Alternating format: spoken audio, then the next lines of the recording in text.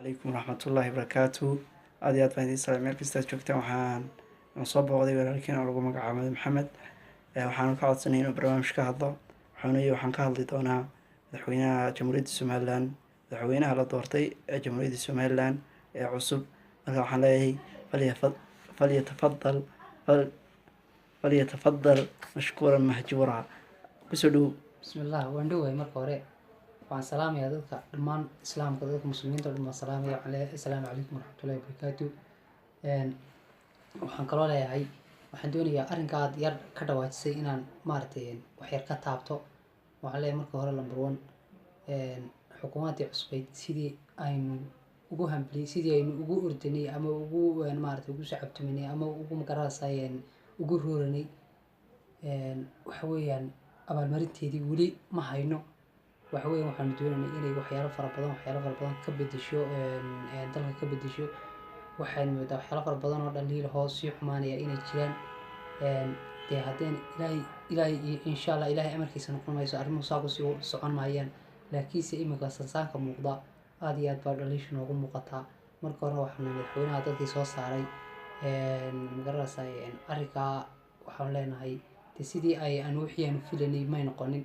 waxa weeye number one haddii alla kusii mogolyahay waxa weeyaan xaggii dadka maaragtay shacabkii doortay ama dadkii maaragtay kuwii aan dooran mid kasta ahaatee waxba iminka waaweyn oo muuqata oo loo qabtay ma jiro. xagga sixir bararka dadkii aad iyo aad baa sixir bararkii u haystaa. haddii alla kusii mogolyahay waxa weeyaan sidii hore waxay moodaa inuu kaba sii adkaanayso xaaladdu aad iyo aad bay ugu cakaran tahay dadka. waxa weeyaan markaa waxaan leenahay madaxweyne haddii aad dadka haddaadan dadka sidii maaragtay aad ugu ballan qaadaadan wax ugu qabanin dee waddanku khalkhal buu geliyay. waxa weeyaan waxbaad ballan qaaday ka dhawaaji baan leenahay arrinka ka dhaway. haddii arrinkaas uu sidaa noqon waayo xilkaa hayn karay waadan arrinkaa ka dhabayn karay dee xilka iskaga dig xilka inaad iskaga digtaan leenahay. waxaan leenahay xilku cid kale oo haddii hanan karta hawshaa loo magacaabo kadib. midda labaad arrin kale ayaa jira waxaa jira wixii magaranaysaay dowladda isku shaandhaynteedii waxaad moodaa in dad gaara lagu koobay. waxaan leenahay haddaan nahay beelaha bariga waxaan leenahay wixii aanu ku lahayn qusumkii aanu ku lahayn kabanaan arrinkaasina taa weeye qusumkayga kabanaan helin. waxa weeyaan dee inaad dad gaara ku koobto ama aad maaragtay meel gaara u xagliso taasina waa arrin nasiib darro ah.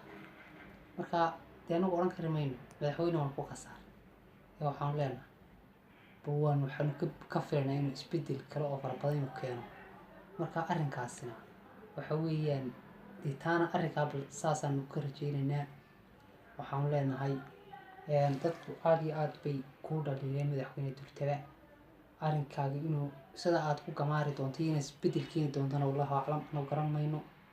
markaa bal dardar muujiyo waxa weeyaan dadka markiiba si ay waxay ku farxaan bal tus. wassalaamu calaykum waraxmatullaahi wabarakaatu. aad iyo aad buu mahadsan yahay walaalkeen Maxamed ilaahay ka abaalmariyo. waxaan rajeynayaa inaad idinkuna fikirkiina kasoo dhiiban doontaan waynoo fideoga labaad iyo caalamka. assalaamu calaykum waraxmatullaahi wabarakaatu.